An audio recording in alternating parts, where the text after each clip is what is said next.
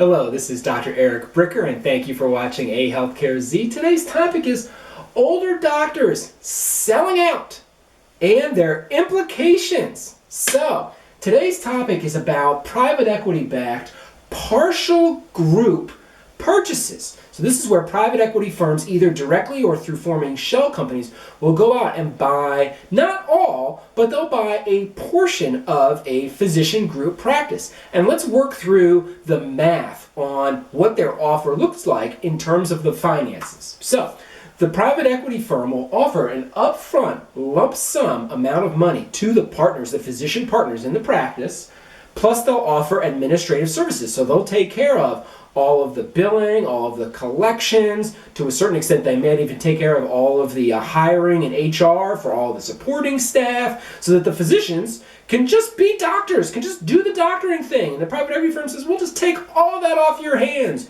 You just see patients, and we'll take care of the rest. Now, on top of that, that comes at a cost. It comes at, okay, the private equity firm or shell company, whatever you want to call it, says, okay, but we're going to take 30 to 40% of your revenue.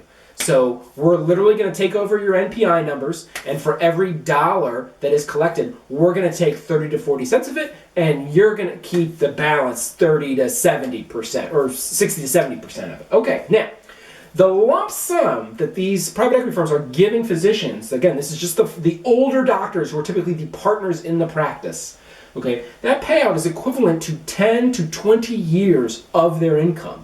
So if you just do the math on it, if the physician is 50 years old and was going to retire at 60, then they could just take the payout now and come out even as it comes to the money, and they don't have to work anymore.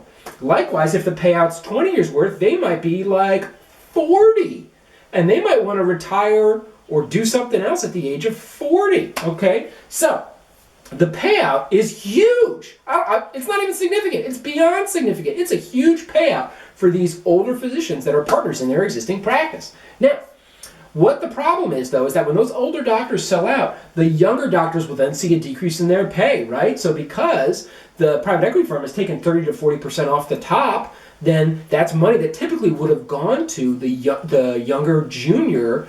Now, keep in mind, this also is a decreased income for the partners in the practice, but they got the lump sum. So they're sitting with this huge lump sum. So yes, they're going to get paid less on a monthly basis going forward, but they got the lump sum up front. The younger doctors, they never got the lump sum, and they're going to see a decrease in their income. Okay. So now there's employer implications for this as well. And those employer implications is that when the private equity firm makes this deal and they control the physician's NPI numbers, they also control the commercial insurance contract, and they are amassing very large groups of physicians so that they can have greater leverage with the insurance carrier networks so that they can increase their unit cost reimbursement. So instead of getting paid $180 for every MRI, they're going to get paid $360 for every MRI. And instead of getting paid $800 to administer anesthesia, they're going to get paid $1,600 to administer anesthesia. So the goal of this is now you can't charge Medicare more, right, because Medicare sets the rates, but the goal is to have more negotiating leverage with the commercial insurance carriers to jack up the professional fee reimbursement from Blue Cross United, Cigna, Aetna to these large physician groups. Okay, now, the billed charges, a lot of these contracts for these physician groups are already percentage charge discounts. I shouldn't say a lot, Some of these commercial insurance contracts are already percentage charge discounts, and it's like a huge amount. It's like an 80% discount off of billed charges with the insurance carrier. So sometimes the physician practice, they don't even need to renegotiate their contract. They just need to go to their charge master and their billed charges and be like, look, right now we're billing $1,000. We're giving the insurance carrier an 80% discount, so we're only getting paid $200 from Blue Cross United, Cigna, Aetna. So what they say is, shoot, why stop at $1,000? Why not charge $10,000? And that way we would get paid $2,000 instead of $200. And they do that. I had a radiology practice bill my family, and the head of their radiology practice specifically tell me that they do that on purpose. That is one of their strategies to increase their reimbursement from insurance carriers. Okay, now, regardless of if it's a private equity firm, it could be a hospital that is acquiring the physician practice. And they have a similar structure in terms of the upfront lump sum payout, and then a decrease in the monthly payment that they pay the physician because the hospital's taken a larger percentage of the revenue. So to a certain extent, it doesn't matter if it's a private equity firm or a hospital, and if the hospital is for-profit or non-for-profit.